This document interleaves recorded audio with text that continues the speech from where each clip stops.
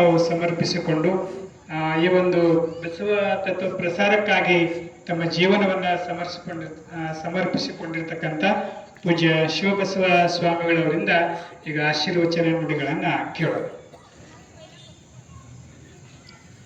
ಓಂ ಶ್ರೀ ಗುರು ಬಸವಲಿಂಗ ಧರ್ಮಗುರು ವಿಶ್ವಗುರು ಮಹಾಮಾನವತಾವಾದಿ ಭಕ್ತಿ ಭಂಡಾರಿಯಪ್ಪ ಬಸವಣ್ಣವರನ್ನ ಸ್ಮರಿಸುತ್ತಾ, ಕಲ್ಯಾಣ ನಾಡಿನ ನಡೆದಾಡುವ ದೇವರಾದ ಪರಮ ಪೂಜ್ಯ ಮದ್ಗನಲಿಂಗ ಚಕ್ರವರ್ತಿ ಡಾಕ್ಟರ್ ಚನ್ನಬಸವ ಪಟ್ಟದೇವರಪ್ಪಗಳನ್ನ ಸ್ಮರಿಸುತ್ತಾ, ಮಾತೃದಯಗಳು ಅಕ್ಷರ ಸಂತರು ಸದ್ಗುರುಗಳಾದ ಪರಮ ಪೂಜ್ಯ ನಾಡೋಜ ಡಾಕ್ಟರ್ ಬಸವಲಿಂಗ ಪಟ್ಟದೇವರಪ್ಪಗಳ ಶ್ರೀ ಚರಣಕ್ಕೆ ಎರಗುತ್ತಾ, ಕ್ರಿಯಾಶೀಲ ಹಬ್ಬಗಳಾದ ಗುರುಬಸವ ಪಟ್ಟದೇವರಪ್ಪಗಳ ಶ್ರೀ ಚರಣಕ್ಕೆ ಎರಗುತ್ತಾ, ಇವತ್ತಿನ ದಿನ ಮಾಸಿಕ ಶರಣ ಸಂಗಮ ಹಾಗೆ ಶರಣ ವ್ಯೋಮಕಾಯ ಸಿದ್ಧ ಅಲ್ಲಮ್ಮ ಪ್ರಭುದೇವರ ಜಯಂತಿ ಉತ್ಸವ ಬಹಳ ಎಲ್ಲ ಒಂದಕ್ಕೊಂದು ಕೂಡಿದ್ದು ಬಹಳ ಒಳ್ಳೆ ಸಂಗತಿ. ಬಸವಣ್ಣವ್ರ ಬಗ್ಗೆ ಮತ್ತು ಅಲ್ಲಮ್ಮ ಪ್ರಭುದೇವ್ರ ಬಗ್ಗೆ ಅವ್ರು ಇಬ್ಬರು ಒಂದಕ್ಕೊಂದು ಬಹಳ ಅನ್ಯೋನ್ಯ ಸಂಬಂಧ. ಬಸವಣ್ಣ ಅಲ್ಲಮ್ಮ ಪ್ರಭುದೇವರು ಅಂದ್ರೆ ಬಸವಣ್ಣವ್ರು ಅಂತಿದ್ರು, ಅಲ್ಲಮ್ಮ ಪ್ರಭುದೇವ್ರು ನೀವು ಗುರು ಅಂತಂತಿದ್ರು, ಅಲ್ಲಮ್ಮ ಪ್ರಭುದೇವರು ಬಸವಣ್ಣವ್ರು ನೀವು ಗುರು ಅಪ್ಪ ಅಂತಂತಿದ್ರು. ಒಂದು ಘಟನೆ ನಡೆದದ್ದು. ಪಗು ಹಳಕಟ್ಟಿ ಶರಣರು ಅವ್ರ ಮನೆ ಮುಂದಿನ ಕಟ್ಟೆ ಮೇಲೆ ಕುಂತು ಬೆಳಗ್ಗೆ ಪ್ರಸಾದ ಮಾಡಲ್ದೆ ಅಳ್ತಾ ಕುಂತಿರ್ತಾರ. ಅಂತ ಸಂದರ್ಭದಲ್ಲಿ ಅವ್ರ ತಂದೆ ಬಂದ್ ಕೇಳ್ತಾರ, ಯಾಕ ಫಕೀರಪ್ಪ ಯಾಕೆ ಅಳಕತ್ತಿ, ಏನಾಗೈತಿ ಅಂತ ಕೇಳ್ತಾರ. ಅವಾಗ ಹಳಕಟ್ಟಿ ಶರಣರು ಹೇಳ್ತಾರ, ಇಲ್ಲ ನಿನ್ನೆ ಒಂದು ಘಟನೆ ನಡೆದ ಸ್ಕೂಲ್ನಲ್ಲಿ ನಿಮ್ ಧರ್ಮ ಗುರುಗಳು ಯಾರು ಅಂತ ಕೇಳಿದ್ರು. ಅವಾಗ ನನಗೆ ಉತ್ತರ ಕೊಡ್ಲಿಕ್ಕೆ ಆಗ್ಲಿಲ್ಲ, ಬಹಳ ದುಃಖ ಆಯ್ತು ಅಂತ ಹೇಳ್ತಾರ. ಸ್ವಲ್ಪ ಕ್ಷಣದ ಒಂದ್ ಸ್ವಲ್ಪ ದಿನ ಬಿಟ್ಟು ಒಂದು ವಚನ ಸಿಗ್ತದೆ ಅಲ್ಲಮ್ಮ ಪ್ರಭುದೇವರು, ಶಿವಗುರುವೆಂದು ಬಲ್ಲಾತನೇ ಗುರು, ಶಿವಲಿಂಗವೆಂದು ಬಲ್ಲಾತನೇ ಗುರು, ಶಿವ ಜಂಗಮವೆಂದು ಬಲ್ಲಾತನೇ ಗುರು, ಶಿವ ಪ್ರಸಾದವೆಂದು ಬಲ್ಲಾತನೇ ಗುರು, ಶಿವ ಆಚಾರವೆಂದು ಬಲ್ಲಾತನೇ ಗುರು, ಇಂತೀ ಪಂಚವಿಧವೇ ಪಂಚಬ್ರಹ್ಮವೆಂದರುಹಿದ ಮಹಾಮಹಿಮ ಸಂಗನ ಬಸವಣ್ಣವರು ನಿಮಗೆಯೂ ಗುರು ಎನಗೆಯೂ ಗುರು, ಜಗವೆಲ್ಲಕ್ಕೆಯೂ ಗುರು ಕಾಣ ಸಂಗನ ಬಸವಣ್ಣ ಅಂತ ಹೇಳಿ ಆ ವಚನ ಅದನ್ನ ಹೇಳಿ ಇಷ್ಟು ಖುಷಿ ಆಕೈತಿಲ್ಲ ಹಳಕಟ್ಟಿ ಶರಣರಿಗೆ. ನಮ್ಮ ಅಪ್ಪ ಬಸವಣ್ಣ ನಮ್ಗೆಲ್ಲ ಗುರು ಅದಾರು, ನಮಗ್ ದಿಕ್ಕು ಅದಾರ, ನಮಗ್ ಗುರುಗಳು ಧರ್ಮ ಗುರುಗಳು ಅಂತ ಅಷ್ಟು ಭಾವ ತುಂಬಿ. ಮತ್ತ ಅಲ್ಲಮ್ಮ ಪ್ರಭುದೇವ್ರ ಬದುಕು ಬಹಳ ಅದ್ಭುತ. ಅವರು ಮಾಯೆ ಕಾಲಿಗೆ ಸಿಗ್ಲಿಲ್ಲ, ಅವರು ಮಾಯೆಯ ತಲೆಯನ್ನ ಮೆಟ್ಟಿ ನಡೆದಂತವ್ರು. ಅವರು ಮಾಯೆ ಅಂದ್ರೆ ಇವೇ ನಾವು ಕಣ್ಗಳು, ಬಸವಣ್ಣವ್ರು ಹೇಳ್ತಾರಲ್ಲ, ಕಣ್ಗಳು ತಪ್ಪಿ ನೋಡಿದಲ್ಲಿ ಮಾರಿ, ನಾಲ್ಗಿ ತಪ್ಪಿ ನುಡಿದಲ್ಲಿ ಮಾರಿ, ಕೂಡಲ ಸಂಗನ ಶರಣರ ನೆನಹ ಮರೆದಡೆ ಮಾರಿ ಅಂತ ಹೇಳ್ತಾರೆ.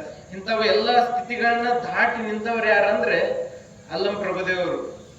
ಮತ್ತ ಅವರು ಜೀವನ ತುಂಬಾ ಅವರು ಎಲ್ಲೆಲ್ಲಿ ಹೋದ್ರಲ್ಲ ಅಲ್ಲಿ ಪರಿವರ್ತನೆಗಳನ್ನೇ ಮಾಡ್ಕೊಂತ ಹೋದ್ರು, ಒಂದು ಹೊಸದನ್ನ ಸೃಷ್ಟಿಸ್ತಾನೆ ಹೋದ್ರ ಅಲ್ಲಮ್ಮ ಪ್ರಭುದೇವರು.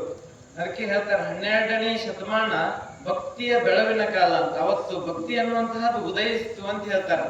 ಕರ್ನಾಟಕದಲ್ಲಿ ಸಾವಿರಾರು ಶರಣರು, ಅವರ ಕೈಯಲ್ಲಿ ಕಾಯಕ, ಮನಸ್ಸಿನಲ್ಲಿ ಭಕ್ತಿ, ಮಾತಿನಲ್ಲಿ ಲಿಂಗ ಕಳೆ.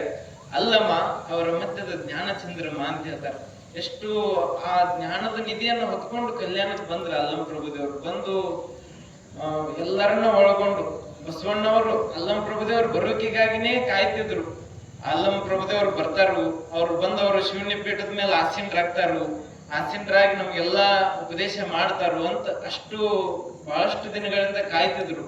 ಅಲ್ಲಮ್ಮರು ಬಂದು ಬಸವಣ್ಣವ್ರ ಮೇಲೆ ಎಷ್ಟು ಭಕ್ತಿ ಅಲ್ಲಮ್ಮ ಪ್ರಭುದೇವರು ಅಂದ್ರೆ, ಬಸವಣ್ಣವ್ರು ಈ ಸಾಮಾಜಿಕ ಕಾರ್ಯಗಳನ್ನೆಲ್ಲ ನೋಡಿ ಇಷ್ಟು ಅದ್ಭುತವಾಗಿ ಹೇಳ್ತಾರೆ. ಕುಂಡಲಿಗನ ಕೀಟದಂತೆ ಮೈ ಮಣ್ಣಾಗದಂತೆ ಇದ್ದೆ ಅಲ್ಲ ಬಸವಣ್ಣ. ಯಾವ ರೀತಿ ಕುಂಡಲಿ ಒಳಗ ಮಣ್ಣಾಗಿರೋ ಕೀಡಿ ಅದು ಮಣ್ಣಾಗೆ ಆಡ್ತಿರ್ತದೆ, ಅದ್ರ ಮೈಗೆ ಮಣ್ಣು ಹತ್ತಿರಲ್ಲ. ಅದೇ ರೀತಿ ಜಲದೊಳಗನ ತಾವರೆಯಂತೆ ಹೊತ್ತಿಯೂ ಹೊದ್ದದಂತೆ ಇದ್ದೆ ಅಲ್ಲ ಬಸವಣ್ಣ. ಯಾವ ರೀತಿ ಕೆಸರಾಗೆ ಬೆಳೆದಂತಹ ಕಮಲದ ಹೂ ಅದು ಕೆಳಗ್ ಕೆಸರಿರ್ತೈತಿ, ಅದ್ರ ಮೇಲೆ ಎಷ್ಟ್ ಚಂದ ನಕೋತ್ ಅರಳಿರ್ತೈತಿ ಕೆಸರಲ್ಲಿ ಅಂದ್ರೆ ಆ ರೀತಿ ಪರಿಶುದ್ಧವಾಗಿದ್ದೆ ಅಲ್ಲ. ಮತ್ತು ತನುಗುಣ ಮಕ್ಕರಾಗಿದ್ದ ಐಶ್ವರ್ಯಾಂಧಕರ ಮತವನ್ನೇನ ಮಾಡ ಬಂದೆ ಆ ಸಂಗನ ಬಸವಣ್ಣ. ಅಂದ್ರೆ ಬರೀ ಭವದಲ್ಲೇ ಬಿದ್ದು ಒದ್ದಾಡೋರ್ನ ಮೇಲೆ ಎತ್ತರ್ತೀಯಲ್ಲಪ್ಪ ಬಸವಣ್ಣ, ನೀನೇ ನಿಜವಾದ ಗುರು, ನಿಜವಾದ ನಿನ್ನ ದೃಢತೆ ಐತಿ ಅಂತ ಅಲ್ಲಮ್ಮ ಪ್ರಭುದೇವರು ಅಷ್ಟು ಬಸವಣ್ಣವ್ರ ಬಗ್ಗೆ ಹಾಡಿ ಹೊಗಳ್ತಾರೆ. ಮತ್ತು ಅಲ್ಲಮ್ಮ ಪ್ರಭುದೇವರು ಕಲ್ಯಾಣಕ್ಕೆ ಬರುವಾಗ ಬಹಳಷ್ಟು ಪರಿವರ್ತನೆಗಳನ್ನು ಮಾಡ್ಕೊಂಡು ಬರ್ತಾರೆ. ಸಾಧಕರಿಗೆ ಸತ್ಯದ ಸುಮಾರ್ಗವನ್ನು ತೋರಿಸಿದ್ರು, ಜನಮನದ ಕಾಳಿಕೆಯನ್ನು ಕಳೆದ್ರು. ಗೊಗ್ಗಯ್ಯನ ಒಂದು ಸನ್ನಿವೇಶ ಬರ್ತದೆ. ಗೊಗ್ಗಯ್ಯ ತೋಟದಲ್ಲಿ ಕೆಲಸ ಮಾಡ್ತಿರ್ತಾನಂತ. ಅಲ್ಲಂ ಪ್ರಭುದೇವ್ರು ಅಲ್ಲೇ ಆ ತೋಟದ ಒಂದು ಗದ್ದೆ ಪಕ್ಕನೆ ಕುಂತಿರ್ತಾರೆ. ಕುಂತಂತ ಸಂದರ್ಭದಲ್ಲಿ ಅವಾಗ ಗೊಗ್ಗಯ್ಯ ಅಂತಾನ, ಏನ್ ಅಲ್ಲ ಪ್ರಭುದೇವ ಬಾ ಒಂದ್ ಸ್ವಲ್ಪ ನೀನು ಕೆಲಸ ಮಾಡ್ಬೋ ತೋಟದೊಳಗ ಅಂತ ಹೇಳ್ತಾರ. ಅವಾಗ ಅಲ್ಲಂ ಪ್ರಭುದೇವ್ರು ಹೇಳ್ತಾರ, ನಾನು ಒಂದ್ ತೋಟ ಮಾಡೀನಿ, ನೀನ್ ಹೆಂಗ್ ಗೊಗ್ಗಯ್ಯ ತೋಟ ಮಾಡಿಯಲ್ಲ ಗೊಗ್ಗಯ್ಯ, ಅದೇ ರೀತಿ ನಾನು ಒಂದ್ ತೋಟ ಮಾಡೀನಿ ಅಂತ ಹೇಳ್ತಾರ. ಯಾವ ತೋಟಪ್ಪ ಅದಂತ ಕೇಳ್ತಾರ. ಅವಾಗ ಅಲ್ಲಂ ಪ್ರಭುದೇವ್ರು ಹೇಳ್ತಾರ, ತನುವ ತೋಂಟವ ಮಾಡಿ ಮನವ ಗುದ್ದಲಿಯ ಮಾಡಿ ಅಗೆದು ಕಳೆದನೆಯ ಭ್ರಾಂತಿ ಎಂಬ ಬೇರ ಬಗೆದು ಬಿತ್ತಿದನೆಯ ಬ್ರಹ್ಮ ಬೀಜವ ಒಡೆದು ಸಂಸಾರ ಹೆಂಟೆಗಳ ಅಖಂಡ ಮಂಡಲವೆಂಬ ಬಾವಿ ಪವನವೇ ರಾಟಾಳ. ಅಂದ್ರೆ ಎಷ್ಟು ಅದ್ಭುತವಾಗಿ ಹೇಳ್ತಾರೆ. ಒಳಗ ತೋಟ ಮಾಡೀನಿ, ಅದ್ರೊಳಗೆ ಏನಂದ್ರೆ ಬ್ರಹ್ಮ ಬೀಜವನ್ನ ಬಿತ್ತೀನಿ, ಒಳಗಿರ್ತಕ್ಕಂಥ ಕರಿಕಿ ಕಸ ಎಲ್ಲ ತೆಗೆದು ಹೆಂಟಿ ಸಂಸಾರ ಹೆಂಟೆಗಳನ್ನ ಒಡೆದು ಭವದಿಂದ ಮುಕ್ತನಾಗುವಂತಹ ಒಂದು ತೋಟ ನಾನು ಒಳಗ್ ಮಾಡ್ಕೊಂಡಿನಪ್ಪ. ನೀನು ಹೊರಗ್ ಮಾಡಿದ ತೋಟ ನಾವು ಒಳಗ್ ಮಾಡೀನಿ. ಅದೇ ರೀತಿ ನೀವೆಲ್ಲ ತಿಳ್ಕೊಬೇಕು, ನಾವು ಒಳಗೊಂದು ತೋಟ ಮಾಡ್ಬೇಕು. ಯಾವ ರೀತಿ ರೈತರು ಹೊರಗ್ ಬಾಹ್ಯದಲ್ಲಿ ತೋಟ ಮಾಡ್ತಾರಲ್ಲ, ಅದೇ ರೀತಿ ಅಂತರಂಗದೊಳಗೂ ಕೃಷಿಯನ್ನ ಬೆಳಿಬೇಕು ಅಂತ ಅಲ್ಲಂ ಪ್ರಭುದೇವ್ರು ಹೇಳಿದ್ರು. ಅಂದ್ರೆ ಗೊಗ್ಗಯ್ಯನಿಗೆ ಅವಾಗ ಸಾಕ್ಷಾತ್ಕಾರ ಆಯ್ತು, ಒಳಗುನು ಭಕ್ತಿ ಮಾಡ್ಬೇಕಲ್ಲ, ಒಳಗುನು ಭಕ್ತಿಯ ಬೆಳೆಯನ್ನ ಬೆಳಿಬೇಕಲ್ಲ ಅಂತ ತಿಳಿತು. ಮತ್ತ ಅದೇ ರೀತಿ ಸಾಧಕರಿಗೆ ಸತ್ಯದ ಸುಮಾರ್ಗವನ್ನು ತೋರಿಸಿದ್ರು. ಮುಕ್ತಾಯಕ ಅಣ್ಣನ ಅಗಲಿಕೆಯಿಂದ ಎಷ್ಟು ನೊಂದ್ಕೊಂಡಿದ್ರು ಅವ್ರಿಗೆ ಏನಂದ್ರೆ, ನಡೆಯುವ ನಿನ್ನ ಹಾದಿ ಎಲ್ಲೈತೆ ಅಂದ್ರೆ ಕಲ್ಯಾಣಕ್ಕೈತಿ, ನಿನ್ ಕಲ್ಯಾಣದ ಮಗಳಾಗಿ ಬಾ ಅಂತಂದು ಸತ್ಯದ ಸುಮಾರ್ಗವನ್ನು ತೋರಿಸಿದಂತವ್ರು ಅಲ್ಲಂ ಪ್ರಭುದೇವರು. ತಪಸ್ವಿಗಳ ಮದಮಂಜ ಚದುರಿಸಿದ ಅಂತ ಹೇಳ್ತಾರೆ. ತಪಸ್ವಿಗಳು ಯಾರಂದ್ರೆ ಗೋರಖನಾಥರು. ವಜ್ರಕಾಯ ತಮ್ಮ ದೇಹವನ್ನೇ ವಜ್ರಕಾಯವನ್ನಾಗಿ ಮಾಡಿಕೊಂಡಿದ್ರು. ಇದೇ ಜುಬ್ರಸರ್ ಬಹಳ ಅದ್ಭುತವಾಗಿ ಹೇಳಿದ್ರು ನಾಥಮಂತ್ರದ ಬಗ್ಗೆ. ಅದು ತಮ್ಮ ದೇಹವನ್ನೇ ವಜ್ರಕಾಯವನ್ನವಾಗಿ ಮಾಡಿ ಒಂದು ಗುಹೆಯಲ್ಲಿ ಕುಂತು ತಪಸ್ಸು ಮಾಡ್ತಿದ್ರು ಅಂತ ಗೋರಖನಾಥರು, ಗೋರಕ್ಷ. ಅವ್ರಿಗೆ ಮತ್ತೆ ಅಲ್ಲಂ ಪ್ರಭುದೇವ್ರಿಗೊಂದು ವಾಗ್ವಾದ ನಡೆದಿದೆ. ಅವಾಗ ಅಲ್ಲಂ ಪ್ರಭುದೇವರು ಆ ಗೋರಖನಾಥ್ ಹತ್ರ ಹೋದಾಗ ಅಲ್ಲಿ ಗೋರಖನಾಥರು ಒಂದು ಖಡ್ಗ ಕೊಡ್ತಾರ ಅಲ್ಲಂ ಪ್ರಭುದೇವ್ರ ಕೈಯಾಗ. ಅವಾಗ ಹೇಳ್ತಾರ ಅಲ್ಲಂ ಪ್ರಭುದೇವ್ರು, ಈ ಖಡ್ಗ ತಗೊಂಡ್ ನನ್ ದೇಹಕ್ಕೆ ಹೊಡಿ ಅಂತ ಹೇಳ್ತಾರ.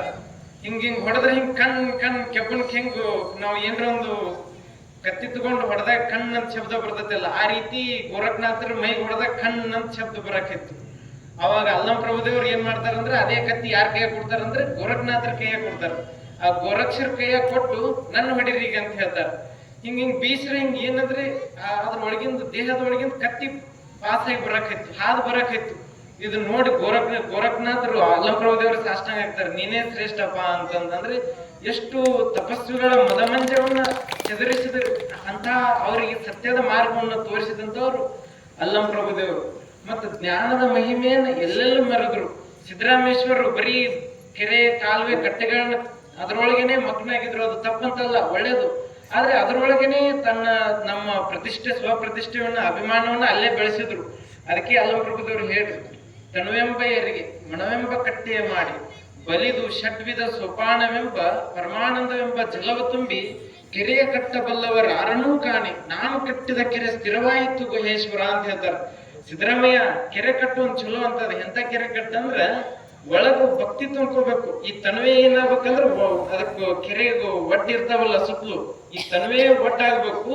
ಒಳಗೆ ಏನಿರ್ಬೇಕಂದ್ರ ಬಲಿದು ಷಡ್ವಿಧ ಸೋಪಾನವೆಂಬ ಅಂದ್ರೆ 6 ತರದ ನವವಿಧ ಭಕ್ತಿ, ಅಂತಹ ಭಕ್ತಿಯನ್ನ ತುಂಬಿಕೊಂಡು ಅದ್ರೊಳಗೆ ಪರಮಾನಂದವನ್ನು ತುಂಬಿಕೊಂಡಿರುವಂತಹ ಒಂದು ಕೆರೆಯನ್ನ ಕಟ್ಟಪ್ಪ. ಅದು ನಿನಗೆ ಜೀವನ ತುಂಬಾ ನೀನು ಈ ಭೂಲೋಕದೊಳಗೆ ಇರುವವರೆಗೆ ಅದು ನಿನ್ಗೆ ಸಲ್ಲತೈತಿ ಅಂತ ಹೇಳ್ತಾರೆ. ಅಂತಹ ನಿಲುವನ್ನ ಅಲ್ಲಂ ಪ್ರಭುದೇವರು ಹೇಳ್ರು. ಮತ್ತ ಅಲ್ಲಂ ಪ್ರಭುದೇವರು ದೇಶಾಂತರವನ್ನ ಸುತ್ತಿದ್ರು. ದೇಶ ದೇಶಾಂತರವನ್ನ ಸುತ್ತಿ ಎಲ್ಲವನ್ನ ಅರ್ಥೈಸ್ಕೊಂಡ್ರು. ಎಲ್ಲಿ ಹೋಗಿದ್ರಲ್ಲ ಒಂದು ಹೊಸದನ್ನ ಕಂಡ್ಕೊಂತಿದ್ರು. ಒಂದು ಗಿಡ ನೋಡಿದ್ರಂದ್ರೆ ಅದ್ರ ಮೇಲೆ ಒಂದು ವಚನ ಬರೀತಿದ್ರು.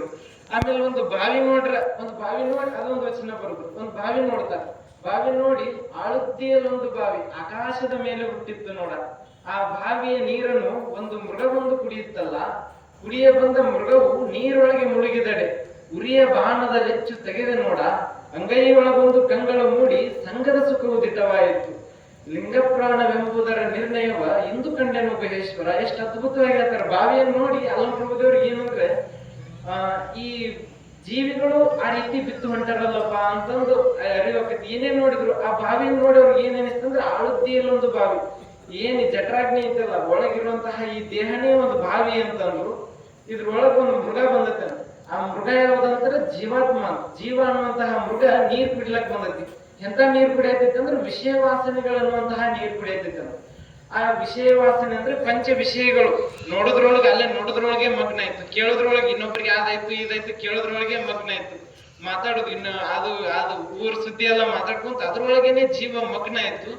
ಮಗ್ನಾಗಿ ತನ್ನ ಸಾಧನೆಯನ್ನೇ ಮರೆತು ಅದರೊಳಗೆ ಮುಳುಗಿ ಇನ್ನೇನ್ ಸಾಯ್ತೈತಪ್ಪ ಅಂತ ಅನ್ನುವಂತ ಹೊತ್ತಿಗೆ ಗುರುಗಳು ಬಂದು ಏನ್ ಮಾಡ್ತಾರಂದ್ರ ಉರಿಯ ಬಾಣದಲ್ಲಿ ಹೆಚ್ಚು ತೆಗೆದೆ ನೋಡ ಅಂತ ಹೇಳ್ತಾರ. ಅಂದ್ರೆ ಜ್ಞಾನದ ಅರಿವನ್ನ ನೀಡಿ ಇದಲ್ಲಪ್ಪ ನೀನ್ ಈ ಕಡೆ ಬಾ ಅಂತ ಹೇಳ್ಕೊಂಡು ಗುರುಗಳು ಬಂದು ಉರಿಯ ಬಾಣದಲ್ಲಿ ಹೆಚ್ಚು ತೆಗೆದೆ ನೋಡ ಅಂತ ಹೇಳ್ತಾರ. ಅಂದ್ರೆ ಒಂದೇ ಗಾಯವಿಲ್ಲದೆ, ಏನು ಗಾಯ ಆಗ್ಲಾರದೆ ಸಹಜವಾಗಿ ಗುರುವಿನ ಉಪದೇಶದಿಂದ ಪರಿವರ್ತನೆ ಹೊಂದಿ ಏನಾಯ್ತಂದ್ರೆ ಅಂಗೈ ಒಳಗೊಂದು ಕಂಗಳ ಮೂಡಿ ಅಂತ ಹೇಳ್ತಾರ. ಅಂಗೈ ಒಳಗೆ ಏನ್ ಕೊಟ್ರು? ಲಿಂಗ ಕೊಟ್ಟು ಅದನ್ನ ನೋಡುತ್ತಾ ಸಂಘದ ಸುಖವು ದಿಟವಾಯಿತು ಅಂತ ಹೇಳ್ತಾರೆ. ಲಿಂಗವೇ ಪ್ರಾಣವೇ ಲಿಂಗ ಅನ್ನುವಂತಹ ನಿರ್ಣಯವ ಇವತ್ತು ಕಣ್ಯಪ್ಪ ಅಂತ ಎಷ್ಟು ಅದ್ಭುತವಾಗಿ ಹೇಳ್ತಾರೆ. ಅಂದ್ರೆ ಅಲ್ಲಂಪ್ರಭುದೇವ್ರು ಎಲ್ಲೆಲ್ಲಿ ಹೋಗಿದ್ರಲ್ಲ ಅದ್ರ ಮೇಲೆ ಒಂದು ದೃಷ್ಟಾಂತದ ಬಗ್ಗೆ ಒಂದು ವಚನವನ್ನ ಬರೀತಿದ್ರು. ಇದೇ ರೀತಿ ಕಲ್ಯಾಣಕ್ಕೆ ಬರ್ತಾರ. ಕಲ್ಯಾಣಕ್ಕೆ ಬಂದು ಅಲ್ಲಂಪ್ರಭುದೇವ್ರು ಹೇಳ್ತಾರೆ ಎಷ್ಟು ಅದ್ಭುತವಾಗಿ ಅವ್ರ ನಿಲುವಿತ್ತಂದ್ರೆ ಸ್ಥೂಲ ಕಂತೆ ಸೂಕ್ಷ್ಮ ಟಪ್ಪರ ಅಂತ ಹೇಳ್ತಾರೆ. ದೇಹವೇ ಏನಂದ್ರೆ ಕಂತೆ ಆಗಿತ್ತು ಅಂದ್ರೆ ಅಷ್ಟು ಒಂದ್ ರೀತಿ ತಮ್ಮನ್ನ ದಂಡಿಸಿಕೊಂಡು ಬಿಟ್ರು. ಅಂದ್ರೆ ತಮ್ಮ ದೇಹವನ್ನ ಸಾಧನಾಮುಖವಾಗಿ ಒಯ್ದಿದ್ರು.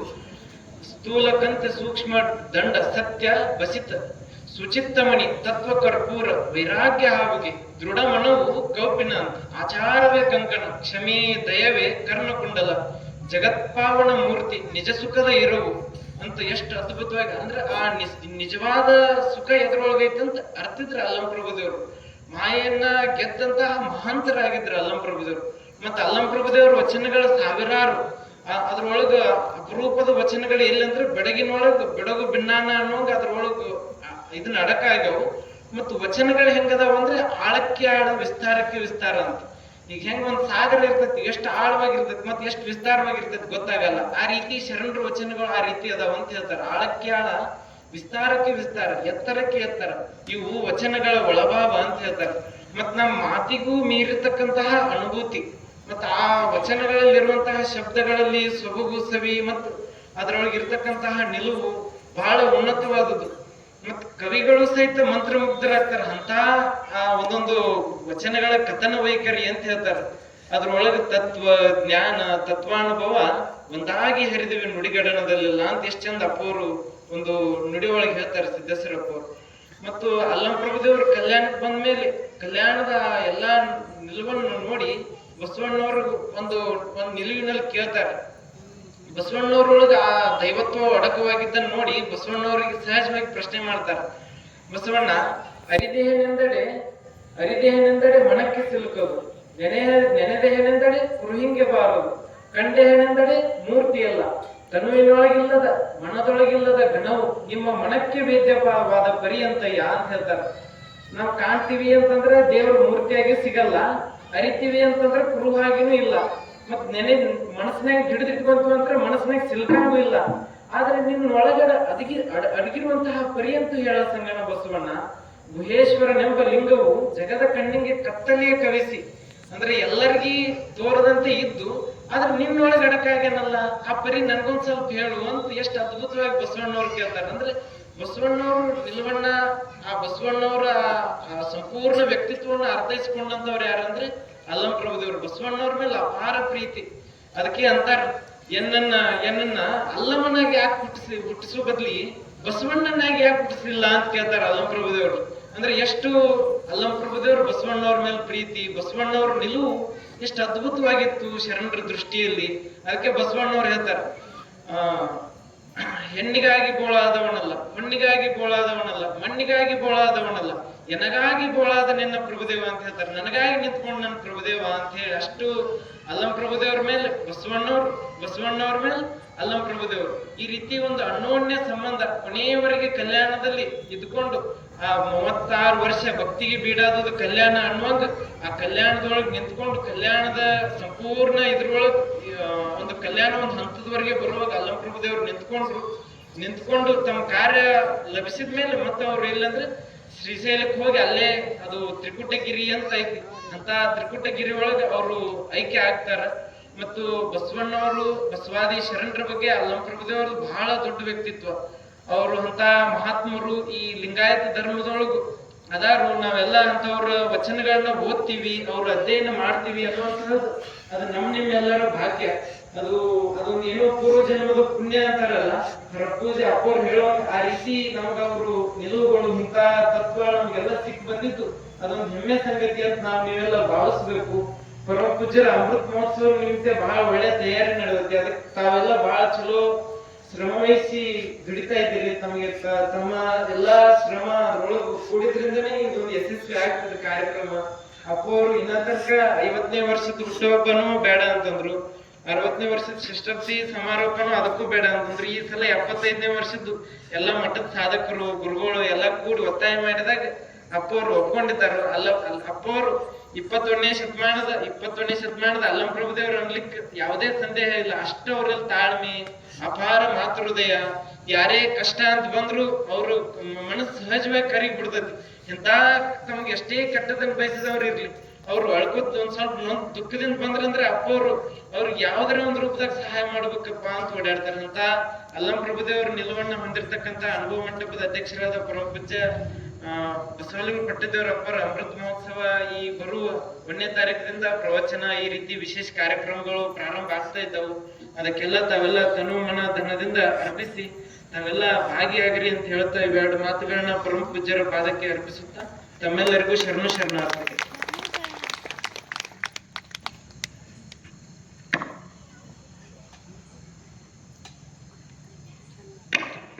ಪೂಜ್ಯ ಶಿವಬಸವ ಸ್ವಾಮಿಗಳವರು ಬಹಳ ಅರ್ಥಪೂರ್ಣವಾಗಿ ಅಲ್ಲಮ ಪ್ರಭುದೇವರ ವಚನಗಳ ಚಿಂತನೆ ಮಾಡುವ ಮೂಲಕ ಅವರ ಚರಿತ್ರೆ ಹೇಳುವ ಮೂಲಕ ಅರ್ಥಪೂರ್ಣವಾಗಿ ಆಶೀರ್ವಚನ ನೀಡಿದ್ದಾರೆ.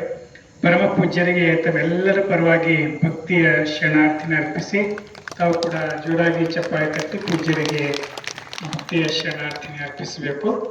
ಈಗ ತಾವೆಲ್ಲರಿಗೆ ಪ್ರಸಾದ ವ್ಯವಸ್ಥೆ ಇದೆ. ಪ್ರತಿ ತಿಂಗಳ ಯಾವ ರೀತಿ ಇರ್ತದೆ, ಇಲ್ಲಿ ಅಕ್ಕ ಮಹಾದೇವಿಯ ಮೂರ್ತಿ ಹಿಂದ್ಗಡೆನೆ ಪ್ರಸಾದ ವ್ಯವಸ್ಥೆ ಮಾಡಲಾಗಿದೆ. ಈ ವಚನ ಮಂಗಲದೊಂದಿಗೆ ಕಾರ್ಯಕ್ರಮವನ್ನು ಮುಕ್ತಾಯಗೊಳಿಸಿ ತಾವೆಲ್ಲ ಪ್ರಸಾದವನ್ನು ಸ್ವೀಕರಿಸಿ ಹೋಗ್ಬೇಕಂತ ತಮ್ಮಲ್ಲಿ ವಿನಂತಿಸುತ್ತಾ, ಎಲ್ಲರೂ 1ನೇ ತಾರೀಕು ಮಾತ್ರ ನೆನಪಿಡಬೇಕು.